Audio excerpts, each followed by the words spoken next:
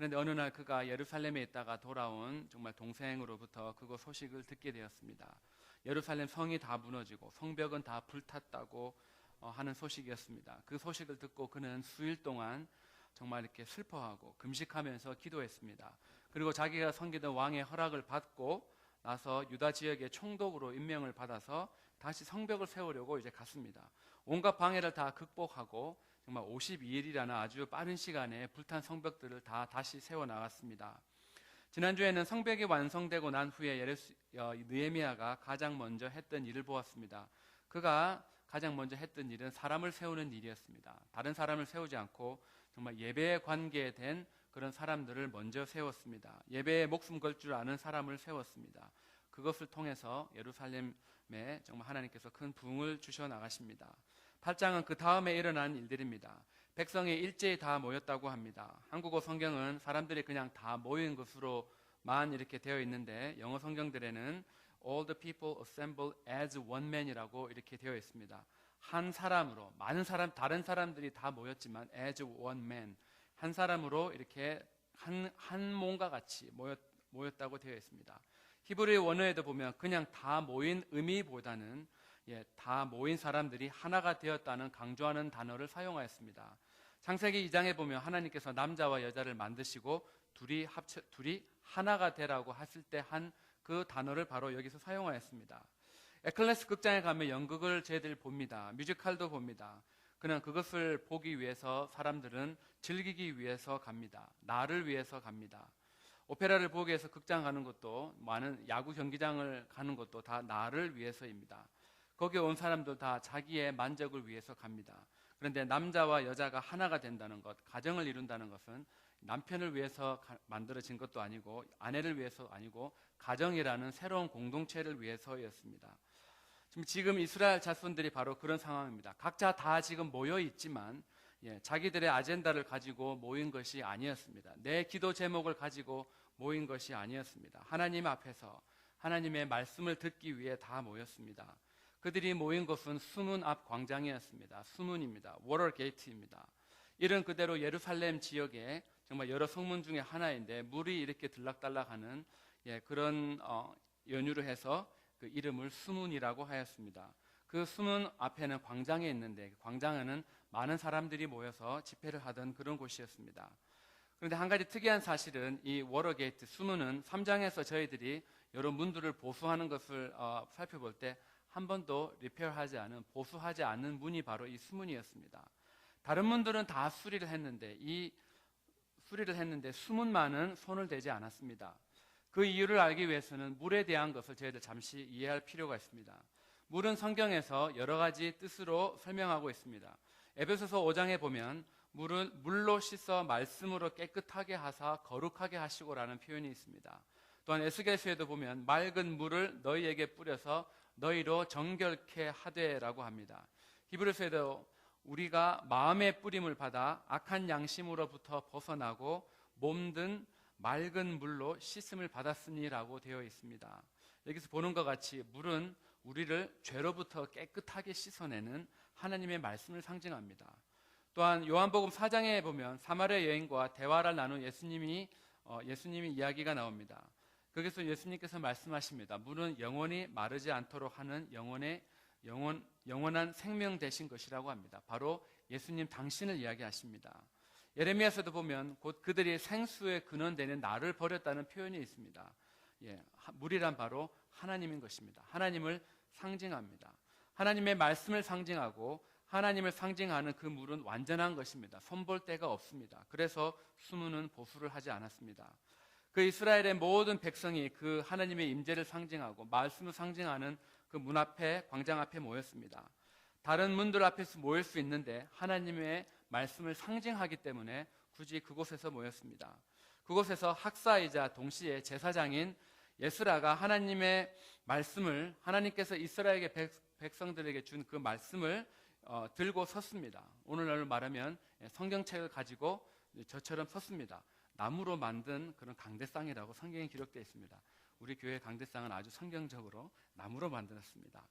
그래서 남자와 여자 그리고 성경을 이해할 수 있는 그런 나이에 되는 아이들도 다 모였습니다. 그리고 새벽부터 오후 전까지라고 옛날 성경에 되어 있는데 낮 12시까지 읽었습니다.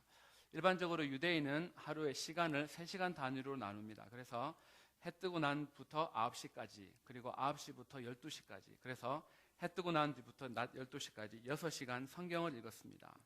제가 만약에 지금부터 6시간 동안 성경을 아무것도 안 하고 제가 그냥 이제 창세기 1장부터 태초에부터 쭉 해 나가면, 그것도 여러분을 이렇게 세워서 제가 한다 그러면 어떤 일이 벌어지겠습니까? 피차간에 전혀 예상치 못한 일들이 벌어집니다. 중국의 집회를 자주 다니는 목사님들한테 들은 이야기입니다. 공통적인 것들이 있습니다. 특별히 중국 기독교는 89년 천안문 사태 이후에 지식인들을 중심으로, 그때 당시에 정말 대학생이었던 그런 지식인들을 중심으로 급속하게 성장하기 시작했습니다. 중국은 북한이나 모슬렘 나라처럼 기독교를 핍박하는 나라입니다. 하던 나라가 아니라 지금도 옛날같이 심하지는 않지만 아직도 이메일을 보낼 때 그런 저희들 암호를 써가면서 해야 되는 그런 나라가 중국입니다. 그 나라에서 믿음의 사람들, 정말 거의 없어진, 정말 모택동이 중국에 정말 예수 믿는 사람들을 씨름말렸다가 한 뒤에 정말 거의 사라진 듯한 그런 사람들, 이후 세대 사람들을 세우기 위해서 한국과 미국에서 많은 목회자들과 선교사들이 그곳에 들어갔습니다. 그곳에서 집회를 하였습니다. 집회를 할 때 그쪽 사람들이 요구하는 것이 있습니다. 설교 길게 해주십시오. 집회도 당신이 미국에 체류하는 맥시멈으로 해주십시오라는 그런 부탁을 받습니다. 미국에 사는 1시간이면 예배가 끝나는 저희들은 이해가 안 되는 부분입니다. 왜냐 그러면 그 곳에 온 목사님이나 선교사들이 철수하고 나면 그 뒤에 다시 가르쳐 줄 사람이 없기 때문입니다. 기독교 서적도 구할 수 없는 나라고 인터넷도 검열을 당하던 시절이라 무엇이든지 할 수 없었던 시절이라서 누군가가 오면, 목사님들이나 선교사가 오면 그들이 갖고 있는 것을 속된 말로 쏙 다 빼먹었던 그 시절이 바로 중국의 90년대였습니다. 그만큼 그들은 말씀을 듣고자 하는 그런 갈망함, 영혼의 양식에 대한 간절함이 그들 속에 있었습니다. 지금 이 수문학 광장에 많은 사람들이 모였습니다. 많은 사람들이 모였는데 모든 백성이 일제히 수문학 광장에 모여 학사 에스라에게 율법책을 가지고 오기를 청했습니다. 느헤미야가 청한 것이 아니라 지금 거기에 모인 모든 사람들이 as one man, 한 사람이 되어서 정말 한 사람이 이야기하는 것 같이 모든 백성들이 다 지금 하나님의 율법책을 가지고 오라고 했습니다. 그 자리에 있는 모든 사람들이 요청을 했습니다. 저희 교회 같으면 운영위원이 성경을 가지고 와라, 그것도 아니고 재직들이 갖고 와라도 아니었습니다. 모든 교인들이 다 하나님의 말씀을 가지고 오라고 이야기했습니다. 그들 마음에 무엇이 있는지 저희들 잘 알 수가 있습니다. 대학천교회 성도 여러분, 어떤 교회가 정말 좋은 교회라고 생각하십니까? 아니, 질문을 바꿔보겠습니다. 우리 교회가 좋은 교회, 건강한 교회, 하나님이 원하시는 그런 교회가 되기를 원하십니까? 몇 분이 다들 대답을 안 하신 것 같은데, 지금 꽤 많은 분들이 계신데 다시 한번 하겠습니다. 우리 교회가 정말 좋은 교회, 건강한 교회, 하나님이 원하시는 교회가 되기를 원하십니까? 아멘. 사실 저희들 중에 지금 이 자리에 나와 있는 분들 중에는 정말 우리 교회가 허접한 교회가 되고 별벌 없는 교회가 되고, 나 시간 남은 가고 기분 남은 가고 펜다 익스프레스 먹고 싶으면 나가는 교회, 내가 그냥 출석해줘서 빈자리 하나 메꿔준다, 그런 마음으로 이 자리에 앉아 계시는 분 아무도 없습니다. 아무도 없죠, 그렇죠? 아무도 없습니다. 정말로 좋은 교회는 정말 수문학 광장에 모인 이스라엘 백성들처럼 모든 백성이 한 마음으로 한 뜻을 가지고 하나님의 말씀을 듣기 위해서 사모하는 사람들이 모인 교회입니다. 얼마나 사모했으면 지금 앉아서 예배를 드리시는데 6시간 동안 세워놔도 아무런 컴플레인을 안 받는 그런 교회가 정말로 좋은 교회입니다. 아무것도 하지 않고 성경 자체 하나님의 말씀만을 듣는 것만으로도 은혜가 철철 흘러 넘쳐서 정말 회개가 통곡이 있는 그런 교회가, 정말 그런 마음을 가진 사람들, 그런 사람들이 모인 교회가 정말로 좋은 교회입니다. 특별히 하나님의 말씀에 대한 권위가 살아있고 하나님의 말씀에 대한 사모함이 있는 교회가 정말로 좋은 교회입니다. 마가복음 6장에 보면 예수님께서 제자들과 사역을 하시다가 다시 고향인 나사렛을 잠시 방문하는 그런 장면이 나옵니다. 안식일 날이 되었습니다. 저희들처럼 오늘날 주일처럼 예배를 드리러 예수님 정말 시나고그 회당으로 들어가셨습니다. 거기서 예수님께서 성경을 가르치셨습니다. 그때 예수님께서 성경을 가르치시니까 사람들이 이야기합니다. 어쭈 너 제법인데 야 근데 너 마리아의 아들 목수구나라고 이야기를 했습니다. 마리아의 아들, 요셉의 아들이라는 표현을 안 쓰고 마리아의 아들을 썼습니다. 마리아의 아들이란 말은 속도 위반을 해서 너가 아이를 낳았다는 것입니다. 그리고 아버지 없는 아들이라는 것입니다. 그 목수 예수님이 전직 목수였습니다. 너 지금 그 목수가 아니냐? 야고보와 요셉과 시몬이 네 형제지. 너희들이 지금 이 동네 살고 있는데 너 나 알아 몰라? 라면서 예수님을 배척했습니다. 예수님을 지금 비아냥거리고 있습니다. 배척하다는 말은 이렇게 내쫓는 것이 아니라 불쾌하게 생각하다, 시험에 빠지다, 실족하다는 말입니다. 예수님의 앞에서 뭔가를 가르치시는가 그것이 지금 사람들 귀에 불쾌하게 들렸다는 것입니다. 네가 뭔데 우리에게 이런 것을 가르치냐랍니다. 어디서 주워 들은 건 많은 것 같은데 야 너보다 더 똑똑한 랍비들 설교 내가 충분히 듣고 있어. 너 까부지 말라는 것입니다. 네가 하는 말은 뭔가 좀 촌스럽고 어설프고 부족한데 라는 그런 애티튜드를 가지고 예수님의 말을 불쾌하게 생각했습니다. 예수님 그런 곳에서 성경은 이야기하고 있습니다. 아무런 기적도 일으키실 수 없었다고 했습니다. 한국말 성경 말고 영어 성경은 정확하게 구별을 하고 있습니다. He would not do miracle이 아니라 He could not do miracle이었습니다. 영어를 저희들 다 배웠습니다. would와 could는 다릅니다. would는 내가 의지를 가지고 하는 것입니다. 그러나 could는 의지가 아닙니다. 하실 수가 없다는 것입니다. 능력이 안 돼서 못했다는 것입니다. 예수님이 왜 기적을 못 일으키시겠습니까? 예수님이 왜 사람을 못 고치시겠습니까? 그런데 그 지역에서는, 그 고향에서는, 그 회당에서는 기적이 일어나지 않았습니다. He could not do miracle이었습니다.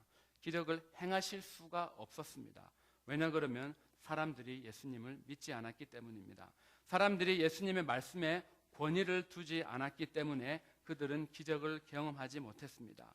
예수님이 일으키신 기적에 대해서 그들이 기대가 없었기 때문입니다.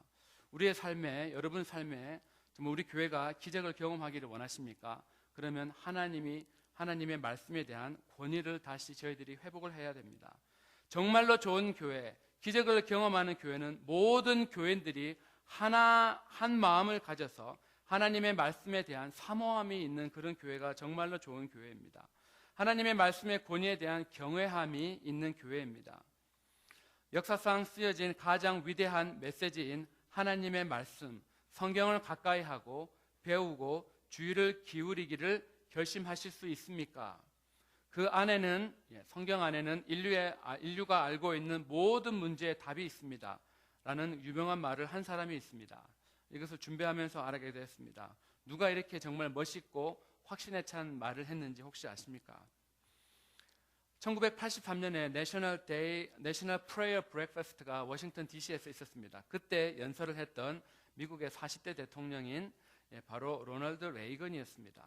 아브라함 링컨 이후로 가장 성경의 가치와 크리스찬의 삶의 방식을 강조했던 대통령이고 지금도 정말 가장 존경받는 그런 대통령입니다. 특별히 정말 기독교적 가치관을 사모하는 저희들이 기독교적 가치관을 사모하는 미국의 정말 이렇게 크리스찬들이 제일 존경하는 대통령 중에 한 사람입니다. 그는 또 1983년을 Year of the Bible로 선포했습니다. 혹시 이 선포했다는 내용을 알고 계신 분이 계신가요?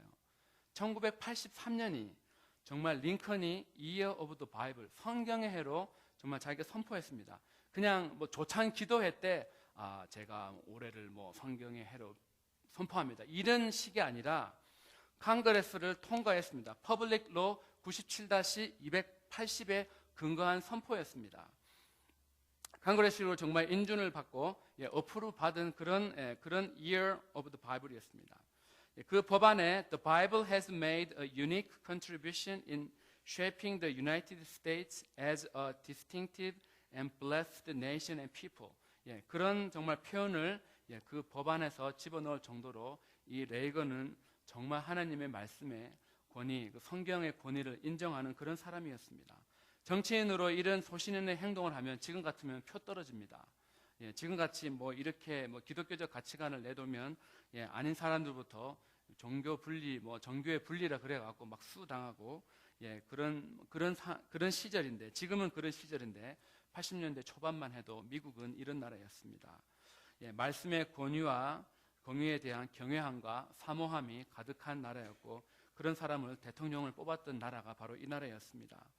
예루살렘 성 워터게이트 앞에 광장 모인 사람들은 정말 레이건과 같이 하나님의 말씀을 듣기 위해서 성경을 가지고 오라고 이야기했습니다. 백성들은 이 에스라를 통해서 선포되는 모세 오경과 다른 율법을 6시간이나 계속해서 들었습니다. 말씀을 들을 때 사람들은 다 서서 들었습니다. 이때 에스라는 광대하신 여호와 하나님을 송축했다고 합니다. 사실 송축한다는 이 표현이 저희들 찬양할 때도 나오는 표현인데, 이 표현을 정확하게 이해하는 사람이 그렇게 많지는 않습니다. 교회에서 제법 쓰는 표현인데, 송축하다를 설명하라 그러면 쉽게 설명이 잘 안 되는 표현입니다. 이 송축하다라는 그런 단어는 원어에 보면 무릎을 꿇다입니다. 무릎을 꿇다, 그리고 축복하다, bless, 찬양하다, praise라는 그런 뜻이 있습니다. 그래서 하나님을 송축한다는 그런 표현은 무릎을 꿇고 기도하는 것이고, 무릎을 꿇고 하나님을 높이는 것이고, 무릎을 꿇고서 하나님이 하신 일을 사람들 앞에서 자랑하는 것입니다. 무릎을 꿇고 복을 주신 하나님께 감사를 드리는 행동이 바로 송축한다는 그런 말입니다. 저희 교회가 정말 무릎을 꿇고 기도하는 사람들이 많이 나오기 원합니다. 그리고 저희 교회가 무릎을 꿇고 찬양하는 사람들이 많이 나오는 교회가 되기를 원합니다. 에스라가 하나님 앞에서 무릎을 꿇고 송축을 했습니다. 그때 온 백성들은 다 같이 손을 이렇게 흔들었습니다. 그리고 아멘 아멘 하면서 응답을 했습니다. 제가 이제 앞으로 뭔가를 할 때 뭐 할렐루야 믿습니까? 그러면 아멘 아멘 하고 손을 들고 막 이렇게 흔들어 주시기 바랍니다. 우리 목사님이 갑자기 이상하다 그게 아니라 성경에 나오는 예배의 모습입니다. 성경에 나오는 하나님의 말씀을 들을 때 모습이 바로 뭐 앞에서 뭔가를 딱 이렇게 선포하면 아멘 아멘 하고 응답을 하는 것입니다. 그들도 정말 몸을 굽혀 얼굴을 땅에 대고 하나님께 경배했다고 성경은 기록합니다. 얼마나 아름다운 모습이고, 얼마나 거룩한 모습이고, 얼마나 하나님이 원하시는 예배의 모습입니까? 우리 교회 예배에 매주 이런 모습들이 일어나기를 원합니다. 기회가 돼서 저희 교회 2부 예배의 형식을 바꿀 때 정말 이렇게 성령 안에서 자유함이 있는 예배가 드려지기를 원합니다. 이렇게 예스라가 말씀을 선포하는 동안 7절에 보면 13명의 좀 발음하기도 힘든 사람들의 이름이 나오고, 레위 사람들이 그 선포된 말씀을 깨닫게 했다고 이렇게 성경은 기록합니다. 이해할 수 있도록 설명을 했다는 것입니다. 바로 지금 제가 하고 있는 것입니다. 저희들이 읽는 성경을 설명하는 것, 이해할 수 있도록 하는 것이 바로 제가 하는 일입니다. 그것을 저희들은 설교라고 이야기합니다. 설교와 말씀은 엄연히 구별이 됩니다. 설교 자체는 하나님의 말씀이 아닙니다. 그래서 다음부터 대표 교제 하실 분들은 이것을 구별하셔서 이렇게 대표 교제를 해주셨으면 좋겠습니다. 하나님의 기록된 말씀을 듣는 사람들이 알아들을 수 있고 이해할 수 있도록 설명하는 것이 바로 설교인 것입니다. 에스라가 하나님의 말씀을 선포했습니다. 그리고 이 레위 사람들과 나머지 13명의 사람들이 정말 이해 못하는 사람들 옆에 가서 이해할 수 있도록 설명을 해주었습니다. 설명을 해주고 나니까 엄청난 일들이 이제 일어납니다. 백성들이 다 우는 것이었습니다. 근데 그냥 막 훌쩍훌쩍 우는 것이 아니라 정말 이 원어를 보면 방송 대곡하는 그런 수준으로 정말 사람들이 다 웁니다. 근데 슬퍼서 우는 것이 아니었습니다. 원어를 보면 이 운다는 표현이 슬프거나 기쁨의 이유로 울다라고 이렇게 설명하고 있습니다. 성경을 읽다가 혹시 울어본 적이 있습니까? 그리고 울으셨다면 왜 웃으셨습니까? 왜 이렇게 울으셨습니까? 슬퍼서 울었다면 뭐가 그렇게 슬프셨습니까? 예수님의 손에 정말 못이 박혔는데 그게 정말 이렇게 내가 그냥 못으로 찔러도 아픈데 이렇게 예수님 막 너무 이렇게 안쓰러워서 그게 슬프십니까? 아니면 아담과 하와가 뭐 선악을 알게 하는 나무를 먹고 이제 에덴 동산에서 쫓겨났는데 저렇게 이제 길거리에 주저앉게 되었군 하면서 불쌍해서 우셨습니까? 그런 사람들은 없습니다. 슬픔으로 인해 우는 경우는 회개나 후회를 할 때입니다. 하나님의 말씀을 읽어보니까 내가 정말 잘못 살았구나. 하나님은 내가 이렇게 살기를 원하시는데, 하나님은 정말 내가 이런 존재로 살기를 원하시는데, 내가 하나님 말씀대로 하나님 말씀을 몰라서 내가 내 마음대로 살았구나 라고 해서 내 죄가 깨달아지면 주님이 나 때문에 십자가에서 이런 고통을 당하셨구나, 내 죄로 인해서 내가 정말 하나님이 정말 내가 정말 예비하신 에덴 동산 같은 그런 곳에서 근심 걱정 없이 살기를 원하시는데 내가 죄로 인해서 내가 정말 이렇게 근심 걱정하며 살아가는구나라고 회개할 때 저희들은 울어야 되는 것입니다. 그 다음에 기쁨으로 이제 울었다고 합니다. 언제 여러분들은 기뻐서 이렇게 우십니까? 죽은 줄 알았는데 살아났다는 것을 알게 될 때, 또한 정말 이렇게 정말 못 만나게 될 것 같은데 다시 이렇게 만나게 될 때 성경은 그때 기뻐서 울었다는 그런 표현을 씁니다. 야곱이 외삼촌 집에 정말 갔습니다. 정말 그가 아내들 라헬을 만났을 때, 레이첼을 그는 만났을 때 소리내어 울었다고 성경은 기록합니다. 그리고 이 야곱과 에서가 야복 강가에서 둘이 다시 만났을 때 형제가 서로 부둥켜 안고 울었습니다. 슬퍼서 울었겠습니까? 다시 못 만날 것 같이 형제지간에 원수지고 살았는데 못 만날 것 같았는데 다시 이렇게 만나게 되니까 정말 내가 형님의 얼굴을 보니 하나님의 얼굴을 본 것 같다면서 그는 정말 형을 부둥켜 울고 서로 울었습니다. 기뻐서 울었습니다. 그리고 정말 요셉이 다시는 못 볼 줄 알았는 자기의 아버지 야곱을 다시 만났을 때 그는 그 아버지의 목을 안고 한참 동안 그 아버지와 아들은 울었다고 성경은 기록했습니다. 슬퍼서 울었겠습니까? 못 만날 줄 알았는데 다시 만나게 되었으니까 기쁨으로 그들은 울었습니다. 슬플 때도 울었고 기쁠 때도 울었습니다. 영어에 두 가지를 잘 표현한 것이 있는데 그것은 bittersweet이라고 합니다. 어떻게 쓴 것에서 단맛이 나고 단 것에서 쓴맛이 나겠습니까? 이스라엘 백성들이 슬퍼서 울었습니다. 왜냐 그러면 말씀대로 하나님 말씀대로 살지 않았더니 나라가 쫄딱 망해버렸습니다. 그 나라의 백성들은 다 저렇게 바벨론으로 포로로 잡혀갔습니다. 그리고 자기들이 정말 예배드리는 그 성전은 다 파괴되는 것을 자기들이 직접 눈으로 보았습니다. 말씀대로 살지 않으면 어떤 꼴을 당하는지 보게 되었습니다. 후회합니다. 그래서 말씀대로 살지 못한 것을 슬퍼해서 울었습니다. 반대로 기쁨도 있습니다. 왜? 이제라도 그 하나님의 말씀을 들을 수 있는 길이 있었고 이제라도 내가 회개할 수 있는 그런 길을 알게 되어서 이제라도 다시 하나님의 말씀을 듣고 예배를 드릴 수 있었기 때문에 그들은 기뻐서 그들은 울었습니다. 이 장면을 느헤미야가 보고 있습니다.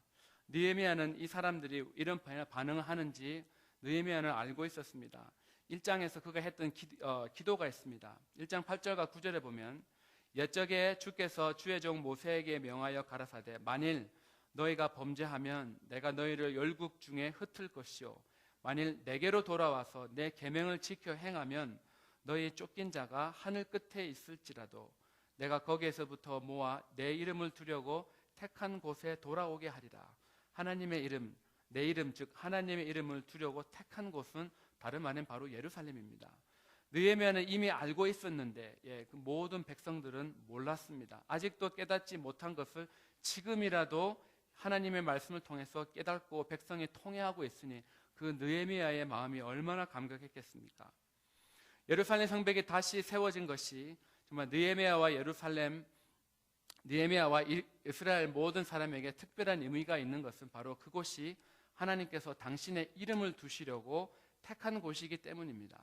하나님의 당신의 이름을 두시려고 택한 곳은 하나님의 이름을 가진 백성들이 모여 있는 곳입니다. 그 사람들이 지금 한 곳에 모여서 주의 말씀을 들었습니다. 다 회개했습니다. 얼굴을 땅에 대고 주님께 지금 경배했습니다. 역대하 7장 14절에 보면 내 이름으로 일컫는 내 백성이 그들의 악한 길에서 떠나 스스로 겸비하여 기도하고 내 얼굴을 구하면 내가 하늘에서 듣고 그들의 죄를 사하고 그들의 땅을 고친다고 했습니다. 하나님의 이름을 가진 백성들, 내 이름으로 일컫는 하나님의 백성들이 악한 길을 떠나기로 결심을 하면 하나님을 찾기 시작하면 하나님의 말씀을 읽기 시작하면 하나님께서 그들의 죄를 사하시고 그들의 땅을 고친다고 약속해 주셨습니다. 나중에 11장을 읽어보시면 다른 지역에 이제 퍼져 살던 예루살렘 그 이스라엘 백성들 중에 10%를 다 오게 한 것이 아니라 그 중에서도 선별하여 10%를 추첨해서 거룩한 성, 하나님의 이름을 두려고 했던 그 성에 와서 이제 살게 합니다. 그곳에 제발 좀 살아라 할 때는 아무도 안 살더지만 하나님의 임재가 회복이 되니까 하나님의 말씀의 권위가 회복이 되고 하나님의 말씀의 권위를 인정을 하니까 말씀에 대한 간절함과 사모함을 정말 입은 사람들이, 그것을 가지고 있는 사람들이, 정말 각 흩어져 있던 사람들이 하나님께서 다시 예루살렘으로 이제 선별하여 보내주시기 시작합니다. 부흥이란 바로 이것을 이야기합니다. 부흥이란 단순히 사람이 많이 모이는 것을 부흥이라 하지 않습니다. 현재 모여있는 사람, 남아있는 사람들의 마음이 정말 숨을 광장 앞에서 정말 광장 앞에 모였던 사람들처럼 다 하나가 되고 하나님의 기록된 말씀을 단순히 읽기만 하였는데도 회개하고 통회하고 저 아무개 청년 집사 권사 장로 목사의 죄가 아니라 나가 가장 죄인 중에 괴수라는 그런 마음으로 내 죄를 들여다보면 그것이 바로 부흥이고 그것이 부흥의 시작인 것입니다. 그러면 따라오는 숫자는 나중에 하나님이 덤으로 10% 골라서 선별해서 그 땅에 하나님께서 보여주시는 것이 이 느헤미야가 말하는 그 부흥인 것입니다. 백성들이 다 우니까 느헤미야와 예레스라와 르헤 사람들이 야 울지 마라, 오늘은 정말 여호와의 거룩한 날이니까 슬퍼하지 말라고 합니다. 힘을 내라고 합니다. 하나님을 기뻐해서 힘을 받으라고 이야기합니다. 이렇게 우리들이 회개할 수 있는 하나님이 힘을 주셨으니까 야 오늘은 정말 다 같이 살진 것을 먹고 단 것을 나눠 먹자고 이야기합니다. 얼마나 아름다운 모습이고 얼마나 하나님이 기뻐하시는 그런 모습입니까? 저희들 각자의 삶에 이런 부흥을 사모하기를 원합니다. 먹고 사는 일이 바쁘고 힘듭니다. 좀 피곤하고 쉽지 않습니다. 공부하는 것도 힘든데 교회에 나와서 무슨 기도를 하겠습니까? 그런데 역설적으로 보면 내 삶이 바쁘고 피곤하고 기쁘지 않는 이유는 하나님의 말씀에 대한 경외함이 없기 때문입니다. 하나님을 기뻐하는 것을 힘으로 여기지 않기에 내 삶이 언제나 힘들고 피곤한 것입니다. 다윗은 그렇게 쫓겨다니는 상황에서도 그는 항상 여호와가 나의 힘이라 했습니다. 그는 자기를 죽이려고 10,000만인이 둘러싼다 할지라도 자기는 누워서 잔다고 했습니다. 그 힘이 어디서 나오겠습니까? 말씀에 대한 경외함입니다. 저희 교회가 부흥하기 원하십니까? 특별히 한때 유타 지역 한인 교회들 가운데 가장 많은 사람들이 모였던 것을 경험한 분들은 더더욱 부흥이라는 단어가 절실하실 것입니다. 아 옛날이여라는 노래를 부르실 것입니다. 교회 부흥은 근데 몇몇 사람들이 고분분투한다고 결코 오지가 않습니다.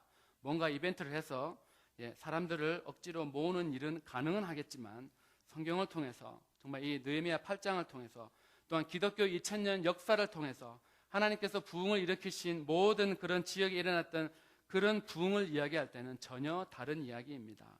그런 부흥은 교회 전체가 하나가 되고 하나님의 말씀에 대한 두려움과 경외함과 말씀의 권위를 둘 때였습니다.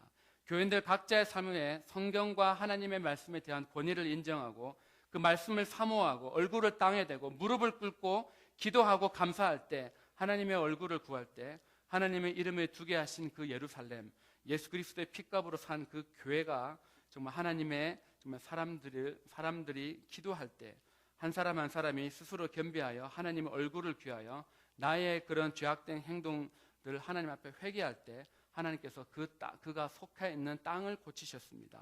하나님이 우리의 가정을 고치시고 부부 관계를 고치시고 정말 이렇게 부모와 자녀의 관계를 고쳐주십니다. 나의 자녀들의 삶을 하나님께서 고쳐주시는 것입니다. 그때 덤으로 오는 것이 예루살렘에 거할 사람들을 하나님께서 선별해서 제비 뽑아서 하나님께서 그 교회에 그곳에 보내주시는 것입니다. 그 고침을 받은 회복을 얻은 12절의 표현으로는 그 읽어 들린 말이 이해가 된 우리들이 정말 함께 모여서 서로 먹을 것을 나누는 것, 그 모습이 하나님께서는 즐거워한다고 이야기하십니다. 정말 그런 모습을 사모하면서 저희 교회가 제 가정이 정말 그런 곳이 되기를 사모하면서 하나님의 말씀에 대한 경외감을 회복하는 우리 모두가 되기를 축원합니다. 같이 기도하겠습니다. 시간 같이 기도하실 때